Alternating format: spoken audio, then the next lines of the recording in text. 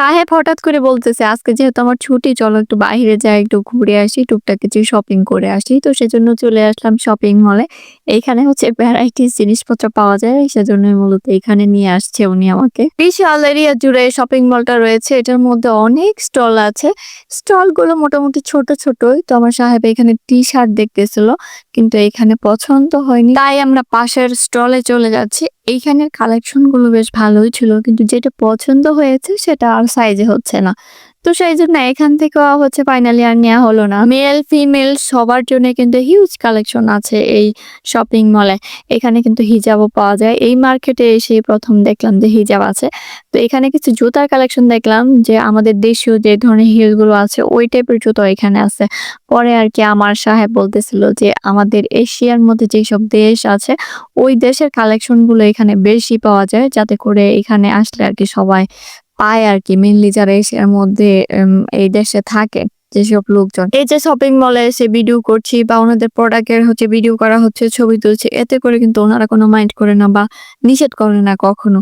মানে এটা হচ্ছে নরমাল একটা বিষয়। আর আমাদের দেশে অনেক সময় দেখা যায় যে শপিং মলে গিয়ে ভিডিও করলে কিছু, কিছু লোকজন আছে যারা নাকি বলে যে না ভিডিও করা যাবে না, ভিডিও করা নিষেধ। কিন্তু এইখানে আসলে এই ধরনের কোনো নিয়ম কানুন নাই দেশে। যেকোনো জায়গায় গিয়ে আপনি ভিডিও করতে পারবেন। কোনো সমস্যা নাই। তো মানে আমাদের দেশে কিন্তু রাস্তাঘাটে বেরোলেই দেখবেন মানুষ সমানে ভিডিও করছে, ছবি তুলছে, ব্লগ করতেছে।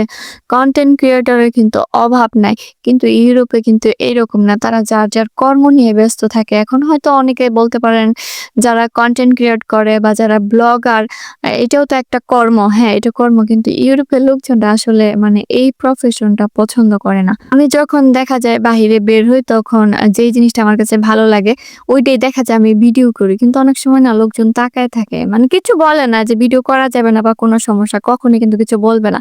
বাট একটু অন্যভাবে তাকায় থাকে কারণ তারা তো এসবে ইউজড টু না। ইউরোপে এসে সবচেয়ে বেশি যে এই জিনিসটা ফেস করেছি সেটা হচ্ছে আমি যেহেতু সবসময় হিজাব পরি, যখনই বাহিরে যাচ্ছি হিজাব পরে যাচ্ছি। তো যখনই এই হিজাব পরা অবস্থায় আমাকে লোকজন দেখতেছে সবাই অবাক দৃষ্টিতে তাকায় থাকে। মনে হয় কি যেন একটা দেখতেছে। বিষয়টা মানে তাদের কাছে পুরো অ্যাবনরমাল। এটা কিন্তু কোনো নরমাল বিষয় না ওনাদের কাছে। কারণ তারা তো এগুলা মানে কল্পনাও করতে পারে না। তো একদিন আমার হচ্ছে সাহেবকে একজন জিজ্ঞেস করতেছে যে মানে সবসময় এইভাবে তোর বউ মাথা ঢেকে টেকে রাখে, পেঁচায় রাখে, এটা কারণ কি? তখন বলতেছে এটা আমাদের কালচার। মানে ও বলতেছিল ওই লোককে যে এটা আমাদের কালচার এর জন্য হচ্ছে এইভাবে থাকে। পরে বলতেছে, "এখন তো তোর বউ তোদের দেশে থাকে না। তাহলে ওই দেশের কালচার মানার কি দরকার? আমাদের দেশে আসছে আমাদের কালচার মেইনটেইন করব।"